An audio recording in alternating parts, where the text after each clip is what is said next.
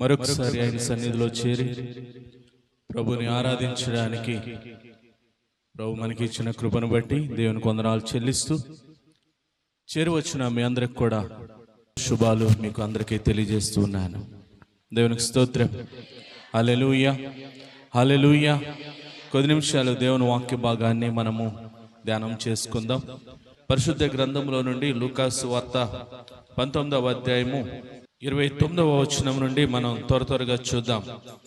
ఆయన ఒలివల కొండ దగ్గరున్న బేత్బెగే బేతనియా అను గ్రామమునకు సమీపమునకు వచ్చినప్పుడు తన శిష్యులు ఇద్దరిని పిలిచి, మీరు ఎదురుగానున్న గ్రామమునకు వెళ్ళుడి, అందులో మీరు ప్రవేశింపగానే కట్టబడి ఉన్న ఒక గాడిద పిల్ల మీకు కనబడును, దాని మీద ఏ మనుష్యుడునో ఎన్నడునో కూర్చుండలేదు.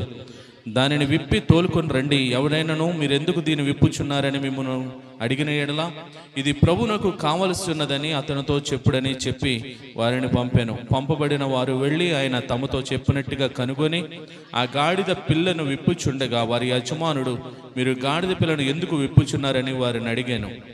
అందుకు వారు, ఇది ప్రభునకు కావలసి ఉన్నదనరి. తర్వాత వారు యేసునద్దకు దానిని తోలుకొని వచ్చి ఆ గాడిద పిల్ల మీద తమ బట్టలు వేసి యేసును దాని మీద ఎక్కించి ఆయన వెళ్ళుచుండగా తమ బట్టలు దారి పొడవునా పరిచిరి. ఒలివల కొండ నుండి దిగుచోటికి ఆయన సమీపించుచున్నప్పుడు శిష్యుల సమూహం అంతయు సంతోషించుచు, ప్రభు పేరట వచ్చు రాజు స్తుతింపబడును గాక, పరలోకము నుండి సమాధానమును సర్వోన్నతమైన స్థలములో మహిమయు ఉండును గాక అని తాము చూచిన అద్భుతములన్నిటిని గూర్చి మహాశబ్దముతో దేవునికి స్తోత్రము చేయసాగిరి. దేవునికి స్తోత్రం. హల్లెలూయా. చదవబడినటువంటి భాగాన్ని మనం చూస్తూ ఉన్నాం. యెరూషలేముకి 2 కిలోమీటర్ల దూరం ఉన్నటువంటి బేత్బెగే బేతనియా అనే గ్రామం. యేసుక్రీస్తు ప్రభు తన శిష్యులిద్దరిని పిలిచి, మీరు బేత్బెగే బేతనియా అనే గ్రామానికి వెళ్ళి అక్కడ కట్టబడి ఉన్నటువంటి ఒక గాడిద పిల్లను మీరు తోలుకుని రండి అని పంపించినప్పుడు అక్కడ ఉన్నటువంటి శిష్యులు వెళ్ళి దాన్ని విప్పి దాన్ని తోలుకొని వచ్చే సందర్భంలో యజమాని అడుగుతున్నాడంట, ఎందుకు ఇప్పుతున్నారని అంటే ఇది ప్రభువుకి కావలసి ఉన్నది అనేది. దేవుని స్తోత్రం. హల్లెలూయా. అది తీసుకొచ్చిన తర్వాత వారు దాన్ని చక్కగా అలంకరించి దాన్ని ప్రభు అధిరోహించిన తర్వాత యెరూషలేములోనికి ప్రవేశం చేస్తున్నప్పుడు ప్రభు పేరట వచ్చు రాజు స్తుతింపబడును గాక అని అక్కడ ఉన్నటువంటి శిష్యులు, ఆ తరువాత శిష్యులతో పాటు అక్కడ ఉన్నటువంటి జనసమూహం అంతా కూడా యేసయ్యకి స్తోత్రాలు చేస్తున్న సందర్భాన్ని ధ్యానం చేసుకుంటూ ఉన్నాం. యేసుక్రీస్తు ప్రభు యెరూషలేము ప్రవేశం చేస్తూ ఉన్నాడు. ఆ యెరూషలేము ప్రవేశానికి ముందుగా సిద్ధపరచబడినటువంటి గాడిదను గాని గాడిద పిల్లని గాని ఇదంతా కూడా సిద్ధపరుచుకుని యేసుక్రీస్తు ప్రభు యెరూషలేములోనికి రావడానికి ఇష్టపడుతూ ఉన్నాడు. ఏంటి దీని యొక్క ప్రత్యేకత అనేది మనం ఆలోచిస్తే గనక, యేసుక్రీస్తు ప్రభు అంతకుముందు ఎప్పుడు యెరూషలేములోకి వెళ్ళలేదా అని అంటే, అంతకుముందు యేసుక్రీస్తు ప్రభు ఈ సందర్భం కాకుండా అంతకుముందు 10 సార్లు యెరూషలేములోకి వెళ్ళినట్టుగా మనకి సువార్త గ్రంథాల్లోనే మనకు కనపడుతుంది. 10 సార్లు యేసుక్రీస్తు ప్రభు యెరూషలేములోనికి వెళ్ళడం, ఆ దేవాలయంలోనికి వెళ్ళడం, ఆ దేవాలయంలో బోధించడం, ఇవన్నీ కూడా ప్రభువు అక్కడ చేస్తూ ఉంటాడు. ఇది 11వ సారి. ఈ 11వ సారి ప్రత్యేకత ఏంటి? ఎందు నిమిత్తం అంతకుముందు ఇలాగ ఆర్భాటంగా ప్రభు వచ్చాడా అంటే, ఆయన ఎక్కడ కూడా ఆర్భాటాలతో ఎప్పుడు రాలా. ప్రభు చూచినటువంటి సందర్భాలు ఆయన జీవితం 33.5 సంవత్సరాల్లో యేసుక్రీస్తు ప్రభు ఆర్భాటంతో ఎక్కడ కూడా కనిపించలే. యేసుక్రీస్తు ప్రభు చాలా దీనుడిగా, చాలా సౌమ్యుడిగా ఆయన వచ్చి వెళ్ళాడు అన్నట్టుగానే ఆయన కనిపిస్తూ ఉంటాడు. కానీ ఈ సందర్భంలో ఈ 11వ సారి యెరూషలేములోనికి ప్రవేశం చేసినప్పుడు ప్రభువు ముందుగా గాడిద పిల్లను సిద్ధపరుచుకున్నాడు. ఆ గాడిద పిల్లను సిద్ధపరుచుకుని ఆ గాడిదని రప్పించుకున్నాడు. ఆ గాడిదని రప్పించుకున్న తర్వాత ఆ గాడిద మీద వస్త్రాలను పరిచి ఆయన వస్తుండగా, యెరూషలేములోనికి వస్తుండగా ఆ మార్గం గుండా అక్కడ వస్త్రాలను పరిచి ఆయన ఆ గాడిదను, ఆ గాడిద మీద ప్రభు అధిరోహించిన దానిని ఆ వస్త్రాల మీద ఆయన నడిపించుకుంటూ లోపలికి ఆహ్వానిస్తూ ఉన్నారు. అంతేకాదు అక్కడ ఉన్నటువంటి ప్రజలందరూ కూడా ఖర్జూర మట్టలో పట్టుకుని ప్రభు పేరట వచ్చు రాజు స్తుతింపబడును గాక అని ప్రభుకి స్తోత్రాలు తెలియజేస్తూ ఉన్నారు. దేవుని స్తోత్రం. హల్లెలూయా, హల్లెలూయా. ఇది మనకి కనపడుతున్నటువంటి సందర్భం. హోసన్న అనగా మనం అంటాం స్తుతించుట అంటాం, లేదా ప్రభు పేరట వచ్చేవాడు స్తుతింపబడును గాక అని మన సొంత బైబిల్ రాసేస్తూ ఉంటాం. హోసన్నా అనగా అర్థం ఏంటంటే మమ్మును రక్షించు అని అర్థం. హోసన్నా అని అర్థం ఏంటంటే please save me, please save us అంటే మమ్ములను రక్షించు అని అర్థం హోసన్నా అనగా. అక్కడ ఉన్నటువంటి ప్రజల యొక్క చరిత్ర, అక్కడ ఉన్నటువంటి ప్రజల యొక్క భౌతికపరమైన పరిస్థితులు ఎలాగున్నాయి అని అంటే, ఇజ్రాయేలులు అప్పటికే ఆ యొక్క యూదులు వాళ్ళందరూ కూడా ఎలాగన్నారంటే ఒక బానిసత్వపు బ్రతుకులు ఉన్నారు. ఇజ్రాయేలు దేశము, యెరూషలేము పట్టణం ఇదంతా కూడా రోమా ప్రభుత్వ స్వాధీనంలో ఉంది. రోమా సామ్రాజ్యపు పరిపాలన ఉంది. రోమా ప్రభుత్వం అక్కడ ఉన్నటువంటి యూదా జనాంగాన్ని కఠినమైన చట్టాలతో, కఠినమైన నిర్ణయాలతో చాలా బానిసలుగా, చాలా బందీలుగా, ఒక క్రూరమైన పరిపాలనలో అక్కడ ఉన్నటువంటి ప్రజలు ఉన్నారు. అంటే వాళ్ళ రాజు కాదు వారిని పాలిస్తుంది, వాళ్ళు ఎన్నిక చేయబడినటువంటి వాళ్ళ రాజు కాదు వాళ్ళని పరిపాలిస్తుంది. ఎవరు పరిపాలిస్తున్నారంటే ఇజ్రాయెల్ మీద దండెత్తి ఇజ్రాయెల్ దేశాన్ని స్వాధీనపరుచుకున్నటువంటి రోమా సామ్రాజ్యం ఇజ్రాయెల్ యొక్క యెరూషలేముని, ఇజ్రాయెల్ ప్రాంతాన్ని అంతటిని కూడా పాలిస్తుంది. ఆ పరిపాలనలో ప్రజలు సంతోషంగా లేరు, ఆ పరిపాలనలో ప్రజలు క్షేమంగా లేరు, ఆ పరిపాలనలో ప్రజలు సంతోష ఆనందాలతో ప్రభువును స్తుతించే పరిస్థితులు లేవు. ఈ హేరోదు చక్రవర్తి పాలనలో యూదా జనాంగం అంతా కూడా కఠినమైనటువంటి పనులతో, కఠినమైనటువంటి శ్రమలతో, కఠినమైనటువంటి శిక్షలకు పాత్రలు అవుతున్నారు వాళ్ళందరూ కూడా. ఆ సమయంలో యేసుక్రీస్తు ప్రభు బాలుడుగా యూదులకు రాజుగా పుట్టాడు.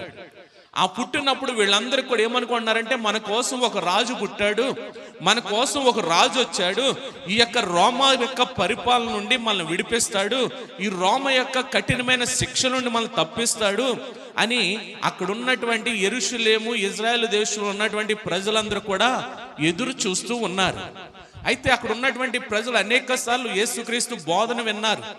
అక్కడ ఉన్నటువంటి ప్రజలు అనేక సార్లు యేసుక్రీస్తు చేసినటువంటి అద్భుత కార్యాలని కనులారా చూచారు.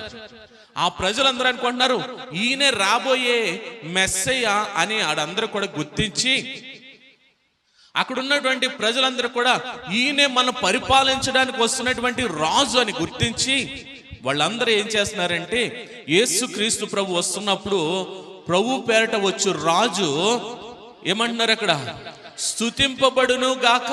హల్లెలూయా. ప్రభు పేరట వచ్చు రాజు స్తుతింపబడును గాక, పరలోకమందు సమాధానమును, సర్వోన్నతమైన స్థలములలో మహిమయు ఉండును గాక. అంటే వీళ్ళకి ఏం లేదంటే ఆ స్థితిలో సమాధానం లేదు. ఎవరికంటే యెరూషలేము జనాంగానికి సమాధానం లేదు. ఎందుకంటే కఠినమైన ప్రభుత్వ పరిపాలనలో ఉన్నారు వాళ్ళు. ఆ పరిపాలనలో వీరు ఎదురు చూస్తున్నటువంటి రాజు యూదులకు రాజుగా పుట్టి ఆయన 33.5 సంవత్సరాల కాలంలో యెరూషలేములోనికి 11వ వస్తున్నప్పుడు వీళ్ళందరూ అనుకుంటున్నారు మనల్ని పాలించే రాజు, మనల్ని విడిపించే రాజు, మనకి విమోచన కలగజేసే రాజు వస్తున్నాడని వారందరూ కూడా సంతోషంతో, ఆనందంతో ప్రభుని స్తుతిస్తున్నారంట. అక్కడ దేవునికి స్తోత్రం. హల్లెలూయా, హల్లెలూయా. ఈ హోసన్నా అనే పదము హిబ్రూ పదం. అది హోషియానా హిబ్రూలో, అది గ్రీక్ లో హోసియానా అని మార్చబడింది. ఇంగ్లీష్ లోకి వచ్చేటప్పటికి అది హోసన్నా అయింది. దానినే మనం తెలుగులో కూడా ఏమన్నాం అంటే హోసన్నా అంటున్నాం. అది ఇంగ్లీష్ పదం, అది హోసన్నా అనేది. దాని అర్థం ఏంటంటే దయచేసి మమ్ములను రక్షించు, ప్లీజ్ సేవ్ us, మమ్మల్ని రక్షించు, మమ్మల్ని రక్షించు. హోసన్నా అనే పదానికి అర్థం మమ్ములను రక్షించు అని అర్థం. ఇక్కడ ఉన్నటువంటి ప్రజలందరూ కూడా ఆ రీతిగా ఖర్జూరం మట్టలను పట్టుకుని ప్రభుని ఆహ్వానం పలుకుతున్నారంట. మమ్మల్ని రక్షించేటువంటి రాజు, మమ్మల్ని రక్షించేటువంటి రక్షకుడు యెరూషలేములోనికి వస్తున్నాడు. దీనిని ఏమంటారంటే జయప్రవేశము అని అంటారు. యేసుక్రీస్తు ప్రభు యెరూషలేములోనికి జయప్రవేశం చేస్తున్నాడు అని అంటారు. ఏంటి జయప్రవేశం అని అంటే, ఆయన చూడండి, ఆయన వచ్చే విధానం ఎలాగుందంటే, ఒక రాజు అంటే ఎలా రావాలి? రథం మీద రావాలా. ఒక రాజు రథం మీదకి రావాలి. ఆ రథం మీద వస్తే రాజు యొక్క ఆధిక్యతతో ఆయన వచ్చినట్టు. లేదా ఒక రాజు వస్తే గుర్రం మీద రావాలి. రాజు గుర్రం మీద వస్తే పోరాటానికి సంకేతం అది. రథం మీద వస్తే పర్యటనకు వచ్చినట్టు, గుర్రం మీద వస్తే పోరాటానికి వచ్చినట్టు, కానీ ఇక్కడ యేసుక్రీస్తు ప్రభు దేని మీద వస్తున్నాడంటే గాడిద మీద వస్తున్నాడు. ఇక్కడ దేవునికి స్తోత్రం. గాడిద దేనికి సాదృశ్యం అంటే సమాధానానికి సాదృశ్యం. హల్లెలూయా. గాడిద పిల్ల మీద వస్తున్నాడు. ఆ గాడిద పిల్ల మీద ఎలా వస్తున్నాడంటే గాడిద అలంకరించబడింది. ఆ అలంకరించబడినటువంటి గాడిద మీద యేసయ్య కూర్చుని ఉన్నాడంట. హల్లెలూయా. ఇప్పుడు యేసయ్య ఎవరంటే వాళ్ళ భావన మమ్మల్ని విడిపించడానికి వస్తున్నటువంటి యూదుల రాజు వాళ్ళ భావన. హల్లెలూయా. మొదట ప్రారంభించింది ఎవరంటే శిష్యులు ప్రారంభించారు. మొదట శిష్యులు ప్రారంభించారు. ప్రభు పేరిట వస్తున్నటువంటి రాజు, ప్రభు పేరిట వస్తున్నటువంటి రాజు, దేవుని పేరిట వస్తున్నటువంటి రాజు అని శిష్యులు ఎప్పుడైతే తమ వస్త్రాలను పరచడం ప్రారంభించారో, ఎప్పుడైతే ఖర్జూరం మట్టుకుని పట్టుకుని స్తుతించడం ప్రారంభించారో, అక్కడున్న ప్రజలందరూ కూడా వారితో ఏకీభవించారంట. దేవుని స్తోత్రం. హల్లెలూయా. ఎందుకండి ఈయన గాడిదను ఎన్నుకోవడానికి గల కారణం అని అంటే జాతుకునండి, ఈ యెరూషలేము జయ ప్రవేశం ప్రవచనాత్మకమైనది. ఈ యెరూషలేము ప్రవేశం ప్రవచనాత్మకంగా ప్రభు జరిగిస్తూ ఉన్నాడు. ఇది రక్షణను గూర్చినదనే కాదు, ఈ ప్రవచన రీతిగా ప్రభు దీన్ని చూపిస్తున్నాడు. మొదటగా ఎందుకు ఇక్కడ ఆహ్వానం, ఇక్కడ ఎందుకు ప్రభు ఆ యొక్క ప్రవేశం చేస్తున్నాడు అనేది గమనిస్తే ఇది ఒక గ్రాండ్ వెల్కమ్. హల్లెలూయా. యేసయ్యకి గ్రాండ్ వెల్కమ్, చాలా ఘనమైన స్వాగతాన్ని పలుకుతున్నారు. ఎందుకంటే ఇప్పుడు యెరూషలేములోకి వచ్చిన తర్వాత ఆ యెరూషలేములో ఆహ్వానించిన నాటి నుండే ఆయన శ్రమలు ప్రారంభమైనాయి. ఏ శ్రమలంటే సిలువను గూర్చిన శ్రమలు, ఏ శ్రమలంటే రక్షణను గూర్చినటువంటి శ్రమలు, ఏ శ్రమలంటే దేవుడు తనకు అప్పగించినటువంటి పనిని సమాప్తి చేయడానికి ఆయన ఇప్పుడు ఘనమైనటువంటి ఆహ్వానంతో పట్టణంలోనికి వెళుతున్నాడు ఆయన. దేవుని స్తోత్రం. ఇది ప్రారంభం.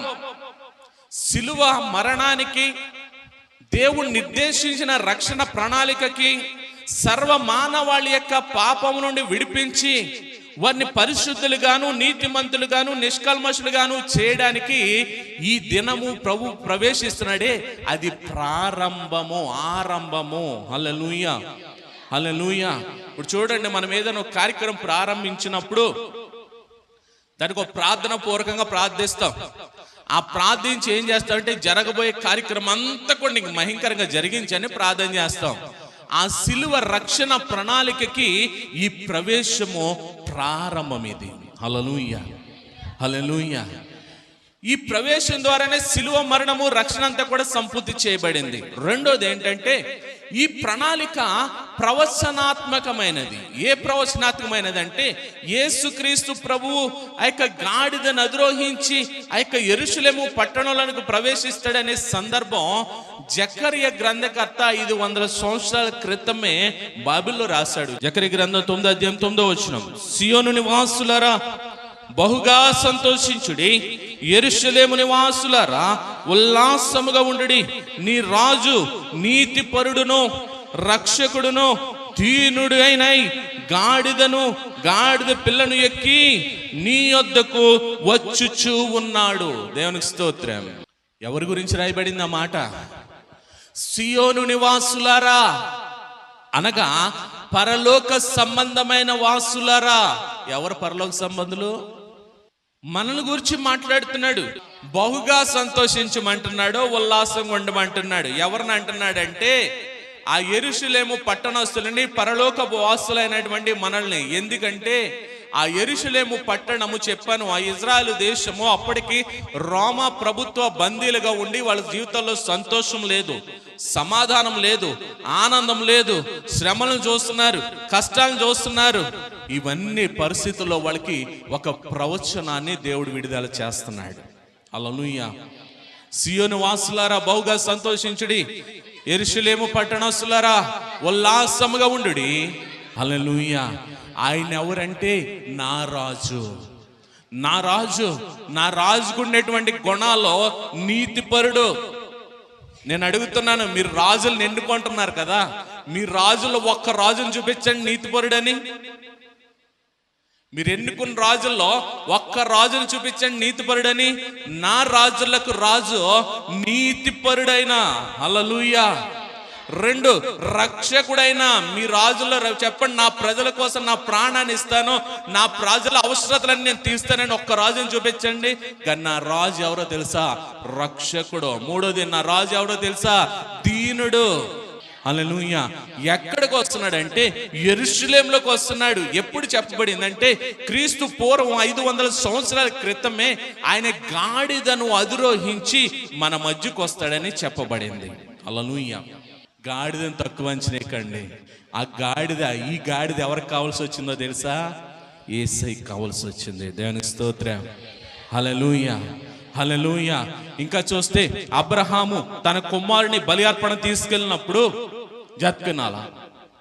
అబ్రహాము తన కుమారుడైన ఇస్సాకును బలి అర్పణ తీసుకెళ్ళినప్పుడు అబ్రహాముతో పాటు ఎవరు వెళ్ళారు?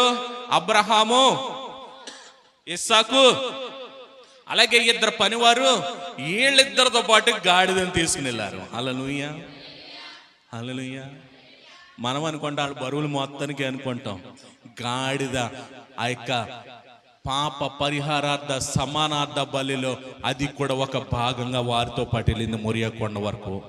దేవునికి స్తోత్రం. హల్లెలూయా. ఇంకా చెప్పాలంటే బిలాము గురించి మనం చెప్పుకున్నాం. బిలాము ఎవరంటే ప్రవక్త, దేవుని చేత ఎన్నిక చేయబడిన ప్రవక్త. బాలాకు యొక్క ప్రోద్బలంతో ఇజ్రాయెల్ ప్రజలను శపించడానికి దేవునిచ్చి ఎన్నిక చేయబడినటువంటి బిలాము దేని మీద వెళ్తున్నాడంటే గాడిద మీద వెళ్తున్నాడు. దేవుడు అక్కడికే వద్దన్నాడు ఒకసారి, రెండోసారి ఇసిగించాడు, నీ ఇష్టం అన్నాడు. వెళ్ళిపోతుంటే దారిలో ఒక చోట ఈ గాడిద ఆగిపోయిందంట. దాన్ని తన్నాడంట, అయినా కదలేదంట. ఇంకోసారి తన్నాడంట, అయినా కదలేదంట. ఇంకోసారి తన్నేటప్పటికి రోడ్డు దిగిపోయి కిందకి వెళ్ళిపోయిందంట. అంటున్నాడంట, దాన్ని కొడుతుంటే ఆ గాడిదకి దేవుడు మాట ఇచ్చాడట, కళ్ళు మూసుకుపోయి ఉన్నావా, నీకెదురుగుండా దేవుని దూత కనిపించట్లేదా అని ఒక ప్రవక్తకి బుద్ధి చెప్పింది ఎవరంటే ఈ గాడిదని తక్కువ అంచనే కాండ. ఇంకా చెప్పాలంటే చూడండి, ఈ మాట కూడా చూపిస్తాను. నిర్గమకాండం 34వ అధ్యాయం 20వ వచనం. గొర్రె పిల్లను ఇచ్చి గాడిద యొక్క తొలి పిల్లను విడిపింపవలెను. ఆగండి, చాలండి. ఇప్పుడు గాడిద బందీగా ఉంది. గాడిద బందీగా ఉంటేనంట గొర్రె పిల్లనిచ్చి ఆ బందీగా ఉన్నటువంటి గాడిదని విడిపించాలంట. హల్లెలూయా. ఎక్కడుంది అది? ధర్మశాస్త్రంలో ఉంది.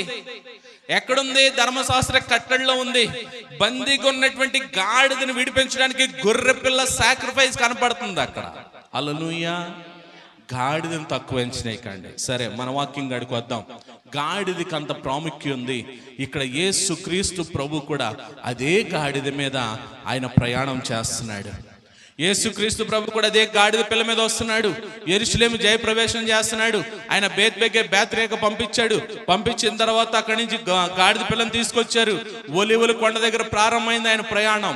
హల్లెలూయా, హల్లెలూయా. ఇక్కడ బైబిల్లో మనకి కనబడుతున్నటువంటి భాగంలో ఒలీవల కొండ మనకు కనబడుతుంది.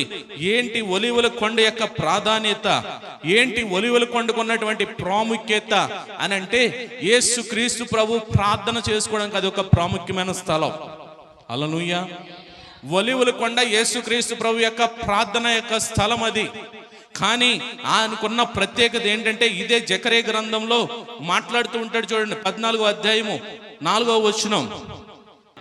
యేసుక్రీస్తు ప్రభు ఒలీవల కొండ దగ్గర నుంచి ఎందుకు ప్రారంభమయ్యాడంటే, యేసుక్రీస్తు ప్రభు ఒలీవల కొండ దగ్గర నుంచి సిలువ యాత్ర ఎందుకు ఆ ప్రణాళిక సిద్ధపరిచాడంటే, యేసుక్రీస్తు ప్రభు రెండవ రాకడలో రాబోతున్నప్పుడు, మరొకసారి చెప్తున్నాను, యేసుక్రీస్తు ప్రభువు రెండవ రాకడలో వస్తున్నప్పుడు ఆయన ఎక్కడ పాదం పెడతాడంటే ఇదే ఒలీవల కొండ మీద పాదం పెడతాడు. ఆయన యేసుక్రీస్తు ప్రభువు రెండవ రాకడలో ఈ భూమి మీదకి వచ్చినప్పుడు ఆయన పాదాన్ని ఎక్కడ మోపుతాడంటే ఒలీవల కొండ మీదే మోపుతాడు ఆయన. హల్లెలూయా. ఆయన ఆరోహణమైంది కూడా ఒలీవల కొండే. ఆయన వెళ్ళి మరలా రాబోతున్నది కూడా ఒలివల కొండే. అందుకనే ఆ ఒలివల కొండతో ఆయనకి అంత సాన్నిహిత్యము, సహవాసం. హల్లెలూయా. అది ఒలివల కొండ దగ్గర ప్రారంభమైంది. ఈ ఒలివల కొండ దగ్గర ప్రారంభమైనటువంటి యాత్ర పట్టణంలోనికి వస్తూ ఉన్నాడు ఆయన. ఆ పట్టణంలోనికి వస్తూ ప్రభువు ఆ యొక్క పట్టణంలో వచ్చాడు. వచ్చిన తర్వాత జాగ్రత్తగానండి, ఆ పట్టణంలోనికి వస్తున్నప్పుడు వీళ్ళందరూ కూడా ప్రభు పేరిట వచ్చు రాజు స్తుతింపబడును గాక. హల్లెలూయా. ప్రభు పేరిట వచ్చు రాజు స్తుతింపబడును గాక అని వీళ్ళు ఏం చేస్తున్నారంటే దేవునికి స్తోత్రాలు చేస్తూ ఉన్నారంట. దేవుని స్తోత్రం. దేవునికి స్తోత్రాలు చేస్తున్నారు, దేవుని ఆరాధన చేస్తున్నారు, దేవుని మహిమపరుస్తున్నారు, దేవుని కీర్తిస్తూ ఉన్నారు. ఇక్కడ చూడండి, రండి, జకర్యా గ్రంథం 9వ అధ్యాయంలో ఈయన గూర్చి మాట్లాడుతున్నాడు కదా. ఈ రాజుకు ఉండేటువంటి లక్షణాలు, ఈ రాజుకు ఉండేటువంటి లక్షణాలని చెబుతూ ఉన్నాడు. ఏంటి రాజుకు ఉండేటువంటి లక్షణాలు అనేది మనం చూస్తే గనక మొదట అంటున్నాడు, చూడండి అక్కడ ఆయనకున్న లక్షణాల్లో మొదటిది ఏంటంటే ఆ రాజుకుండే లక్షణం నీతిపరుడు. హల్లెలూయా. ఆయనలో ఏ దోషం లేదు, ఆయనలో ఏ కపటము లేదు, ఆయన ఎవరికి కూడా అన్యాయం చేయడానికి రాలేదు. ఆ రాజు 33.5 సంవత్సరాల జీవిత కాలంలో ఈ పాప లోకంలో ఉన్నాడు, కానీ పాప మాలిన్యం అంటకుండా పరిశుద్ధుడిగానే ఆయన జీవించాడు. ఆయన దేవుని స్తోత్రం. ఆయన ఎవరికి అన్యాయం చేయలే, ఆయన నీతిగానే బ్రతికడైనా. అందుకని అంటున్నాడు, ఈయనెవరంటే నీతి పరుడు. ఈయనెవరంటే నీతి పరుడు. నీతిమంతులు దేవుని ఎడల భయభక్తులు కలిగి ఉంటారు. నీతిమంతులు దేవుని కోసం ఏదైనా చేయడానికి ఇష్టపడతారు. నీతిమంతులు దేవుని సహవాసాన్ని కోరుకుంటారు. నీతిమంతులు దేవుడి కొరకు తన ప్రాణాన్ని ఇవ్వడానికి ఇష్టపడతారు. నీతిమంతులు ఆ నీతిని ఎదుటి వారికి నీతిని ప్రకాశింపజేస్తారు. నీతిమంతులు ఎదుటి వారి కోసం విజ్ఞాపన చేస్తారు. నీతిమంతులు ఎదుటి వారి క్షేమాన్ని కోరుతారు. నీతిమంతులు ఎదుటి వారి నాశనాన్ని కోరుకోరు, ఎదుటి వారి యొక్క క్షేమమును కోరుకొని వారు కూడా నీతిమంతులు కావాలని కోరుకుంటారు. హల్లెలూయా. ఆ రాజు నీతిపరుడు. ఆ రాజు నీతిపరుడైనప్పుడు తన ప్రజలు కూడా ఎలా ఉండాలంటే నీతిగానే ఉండాలా. ఆ రాజు పవిత్రుడు. తన ప్రజలు ఎలా ఉండాలంటే పవిత్రుడిగానే ఉండాలా. ఆ రాజు నిష్కల్మషుడు. ఆ రాజు నిష్కల్మషుడు అయినప్పుడు తన ప్రజలు ఎలా ఉండాలంటే నిష్కల్మషంగానే ఉండాలా. కానీ మనం ఎలా ఉంచున్నాం ఈ రోజున? ఆయన ఆశీర్వదిస్తే ఆశీర్వదించబడిన వారం మనం, ఆయన దీవిస్తే దీవించబడిన వారం మనం, ఆయన శక్తినిస్తే శక్తిని పొందుకున్న వారం మనం. మనం ఎలా గర్విస్తామో తెలుసా? నాకొక్కడి దగ్గర చేయి చాచి అవసరం లేదండి, నేను ఎక్కడికి వెళ్ళాలి, నాకు ఎవడ అవసరం లేదండి అని అంటాం. అంతటి వాడి ఆ దీనత్వాన్ని చూపి ఈ లోకానికి దిగిపోయాడు ఆయన. హల్లెలూయా, హల్లెలూయా. ఈ దీనత్వము పరలోకములో మహిమను పొందేవాడు. శిలువ మరణము అతి ఘోరమైన మరణం. శిలువ మరణము అతి దీనమైన మరణం. శిలువ మరణము భయంకరమైన మరణం. దానిని కూడా ఒప్పుకొని ఆ శిలువ మరణాన్ని అధిరోహించేటువంటి అంత దీన స్థితికి ఆయన వెళ్ళిపోయాడంట ఆయన. హల్లెలూయా, హల్లెలూయా. ఈరోజు ఆ దీనుడిని రాజుగా చేసుకున్న మనం ఎలా ఉండాలంటే అదే దీనత్వాన్ని మనం కలిగి ఉండాలి. అదే దీనత్వాన్ని మనం కలిగి ఉండాలి. మనం ఏం చేస్తాం తెలుసా? ఒకరితో నాకు పని ఏంటి, నేను వెళ్ళాల్సిన పని ఏంటి, నేను చేయాల్సిన పని ఏంటి? ఆ దీనత్వం మనలో లేదంటే, క్రీస్తు లక్షణాలు క్రీస్తు గుణాలు మనలో లేవంటే మనం క్రీస్తును అంగీకరించిన వారము కాము. ఈరోజు యేసుక్రీస్తు ప్రభువు జయ ప్రవేశం. ఈరోజు యేసుక్రీస్తు ప్రభు ఆయన గాడిద మీద ప్రవేశం దేనికంటే మన నిమిత్తము ఆయన రక్షణ ఇవ్వడానికి ఒక మార్గంగా ఎంచుకున్నాడు.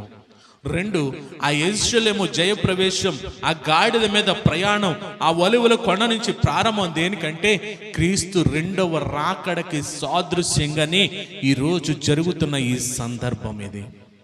మమ్మల్ని రక్షించు, మమ్మల్ని రక్షించు, మమ్మల్ని రక్షించని అక్కడ వేడుకుంటున్నారు అక్కడ ఉన్నటువంటి ప్రజలు.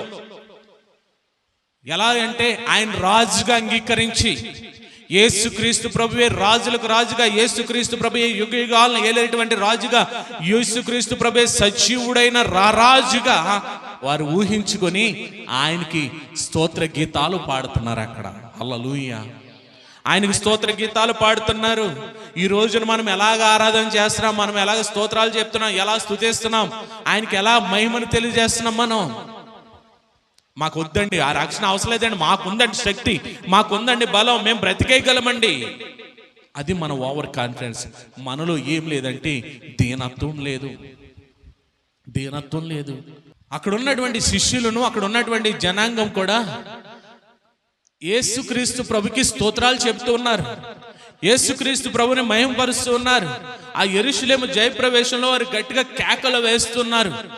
అక్కడ ఉన్నటువంటి పరిశీలన అంటున్నారు, యేసేని అంటున్నారు, అదిగో మీ శిష్యులు గద్దించు. వాళ్ళు ఎందుకు కేకలేస్తున్నారు అంటే, యేసే వారిని చూచి అంటున్నాడు, ఒకవేళ వీళ్ళు ఊరుకున్నారనుకోండి రాళ్ళు కేకలు వేస్తాయి. దేవుని స్తోత్రం.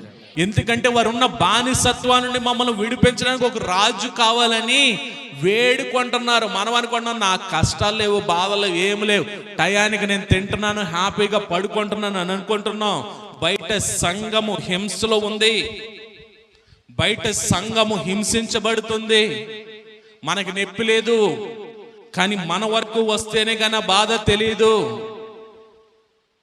ఇక్కడ వాళ్ళు కూడా శ్రమలో ఉన్నారు. రోమా సామ్రాజ్యం వారిని ఏం చేస్తుందంటే వారి సొంత ఆస్తుల్ని కూడా స్వాధీనపరుచుకుంటుంది, వారి యొక్క ప్రాపర్టీని స్వాధీనపరుచుకుని వాళ్ళని బానిసలుగా చూస్తుంది.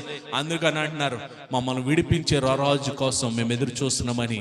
యేసయ్య వస్తున్నప్పుడు ఘనముగా ఖర్జూర మట్టలతో ఒక రాజుని ఆహ్వానించినట్లుగా వారు మాకు విడుదలనిచ్చేటువంటి రారాజు వస్తున్నాడు, మమ్మల్ని పాలించేటువంటి రారాజు వస్తున్నాడు, మమ్మల్ని యుగాలు ఏలేనటువంటి యుగాలను ఏలే రారాజు మా మధ్యకు వస్తున్నాడని వారు ఆహ్వానిస్తున్నారు వాళ్ళు. హల్లెలూయా. మనల్ని కూడా ఆ రాజు పాప బంధకాల నుండి విడిపించాడు, శాప బానిసత్వం నుండి మనల్ని విడిపించాడు. మనము దీనులుగా దరిద్రులుగా ఉన్నప్పుడు మన నిమిత్తమైన రాజు దరిద్రుడైపోయి మనల్ని ధనవంతులుగా చేశాడండి ఆయన. హల్లెలూయా. ఆ రాజును ఆరాధించడానికి మనం ఎలాగ ఉంటున్నాం ఈ రోజున? ఆయన నీతిపరుడు, రక్షకుడు, దీనుడు.